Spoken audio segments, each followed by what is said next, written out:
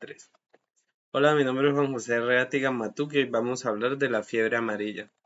Primero que todo vamos a hablar de sus generalidades. Nosotros sabemos que esto es una enfermedad viral aguda, es un flavivirus.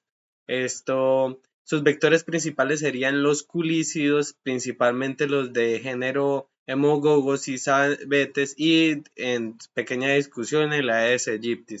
¿Qué importancia clínica tiene esta enfermedad? Pues que a pesar de que ya existen medidas de contención como las vacunas y toda la enfermedad siempre reemerge, esto debido a todo lo que son la migración, vacunas insuficientes y la expansión de los seres humanos en áreas selváticas y cambio climático.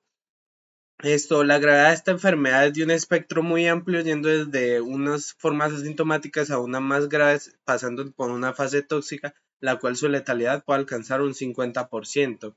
Ya vamos a hablar luego de todo su fisiopatología. En epidemiología, resumiendo sus cuentas, nosotros podemos sacar información de lo que sería la Organización Mundial de la Salud, el Ministerio de Salud. Como principal foco de esta enfermedad tenemos el continente africano, siendo la zona de alto más riesgo. Europa, Asia, Oceanía se consideran unas zonas en las cuales solo se reportan casos importados, no hay transmisión en sí autónoma, hablando de un ciclo selvático o un ciclo urbano. Y en la situación de las Américas, nosotros podemos ver que los lugares con nichos de esta enfermedad serían los lugares andinos y amazónicos como Perú, Bolivia, Brasil, Colombia y Venezuela, siendo Brasil pues uno de los más importantes debido a su gran vasta zona selvática. El brote más reciente que tuvo fue del 2016 al 2018. En Colombia, como podemos ver en este mapa del Ministerio de Salud, esto se lo clasificamos por zonas de alto, mediano y bajo riesgo. Los corredores principales serían todo lo que serían las zonas selváticas del Amazonas, el Putumayo. Los últimos casos recientes fueron del 2021 al 2024 y el último caso de brotes urbanos fue en Socorro, Santander. Cabe aclarar que los casos recientes que tuvimos fueron del ciclo selvático. Bucaramanga, cabe aclarar que se clasifica como una zona de alto riesgo. El ciclo de la fiebre amarilla nosotros lo podemos ver en dos ciclos, como ya se dijo, algunos nombran ciclos intermedios, pero hablamos de un ciclo selvático y uno urbano. En el ciclo selvático, nosotros vamos a tener tres vectores principales: el Saetes clopterus, Hemogogos giantominus y Hemogogos equinus. Estos tres vectores son los que van a transmitir a primates no humanos, también algún tipo de roedores y mamíferos como podrían ser las zarigüeyas. Estos funcionan como hospederos definitivos y son los que se mantienen como en ese nicho tradicional de la transmisión de la fiebre amarilla hasta que nosotros, el ser humano, entramos dentro de este ciclo, ya que nosotros no pertenecemos naturalmente ahí, y estos vectores son los que nos transmiten otra enfermedad y nosotros hacemos de hospederos. Después, cuando llegamos a las ciudades, pues se da el ciclo urbano, al ciclo de ciudades, no, bueno, a las civilizaciones, donde se transmite por Aedes aegypti. Esto es algo muy dudoso, ya que esto solo se dio por una teoría que pasó en Brasil y todavía no se ha conformado realmente como el papel que tiene este tipo de culícido en la transmisión de su ciclo urbano. Y entonces, pero resaltan como que este es el principal vector en que se transmiten las poblaciones. Ahora, hablando de cada uno de los vectores, nosotros podemos ver que pues el Haemophilus giantominus es el que nosotros tenemos aquí, pues sería al lado izquierdo, como su nombre dice. El rol de este vector sería pues primariamente en el ciclo selvático, la distribución serían los dulces de los árboles tropicales, la morfología especial sería ese color metálico azulado cobalto o violáceo con unos reflejos iridescentes que sería como de tipo morado también. El comportamiento es que tiene una actividad diurna de 10 a 4 de la tarde y lo más importante sería es que tiene una alta capacidad de dispersión que son más o menos 11 kilómetros. O sea que esto nos sirve como el puente principal entre todo lo que sería la transmisión a diferentes tipos de especies. Los criaderos principales de estos serían las fitotelmas, que serían los huecos que dejan los árboles en los cuales se reposa el agua. En la siguiente especie pues sería el Hemogogos equinus.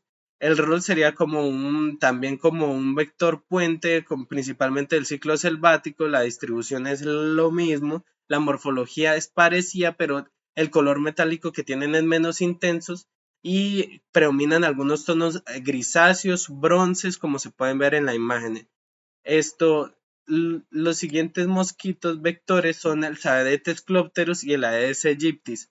El Saetes clopterus nosotros podemos verlo como que su principal morfología sería ese tórax verde metálico y iridiscente, la posición aguda de su pose cuando él reposa, esto, y su comportamiento pues igual que los anteriores y los criaderos los mismos. El Aedes aegyptis, el rol principal sería el presunto vector del ciclo urbano, la distribución serían pues los ambientes humanos a nivel global y la morfología serían las escamas blancas y negras y el patrón característico sería que en su tórax está la forma de lira. Su comportamiento es completamente antropofílico, las picaduras son diurnas y son de baja dispersión y los criaderos serían los recipientes de agua no tan contaminada. Bueno, hablando de los reservorios primates no humanos serían principalmente lo que sería el mono aullador, el mono araña, también marsupiales y roedores tenemos lo que llaman mármol, los capibaras, los ñeques y las zarigüeyas. Estos como los últimos como principales que hacen la amplificación de todo lo que sería el ciclo. En la secuencia de eventos de la infección nosotros vemos que lo primero sería pues todo lo que sería la incubación, esto se ve por la picadura de 3 a 6 días incuba y esto se disemina a todo lo que sería ganglio linfático, hígado, vaso y médula ósea.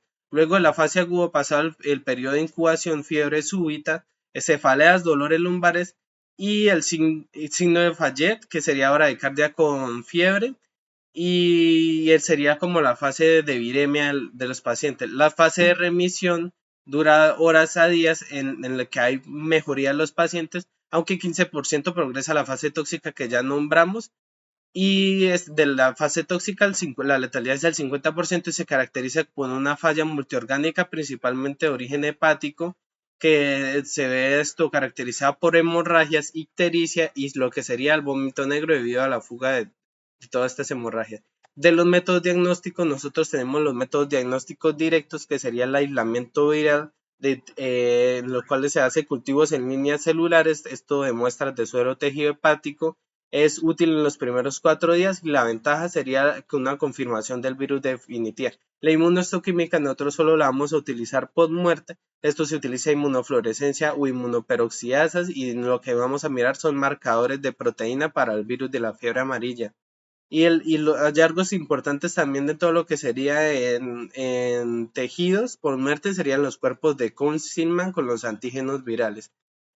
Los métodos indirectos tenemos el Plague Reduction Neutralization Test, que es principalmente la prueba de neutralización de reducción de placas. El principio es que mide los anticuerpos neutralizantes específicos, que son los que vemos aquí en la imagen en la figura 3, que es en diluciones y la utilidad es que nos ayuda a diferenciar fravivirus y confirma una infección o una vacunación. La otra que tenemos y la más utilizada pues sería la PCR en tiempo real, que nosotros vamos a mirar lo de los genes NS5 o 3NC. La sensibilidad es del 90% en la fase aguda y la rapidez es de 2 a 4 horas. La otra sería la IgM y la IgG, que se puede utilizar a partir del quinto día, pero tiene cierta probabilidad de entrecruzamiento con dengue. Entonces en esta tabla podemos ver que el diagnóstico se puede hacer en los primeros días cuando empieza la viremia en aislamiento viral, PCR, detección de antígeno y pasado la viremia y cuando empiezan a subir los anticuerpos sería la IgM, IgG, la lisa y ya. Muchas gracias. ¿Me quiere dejar así?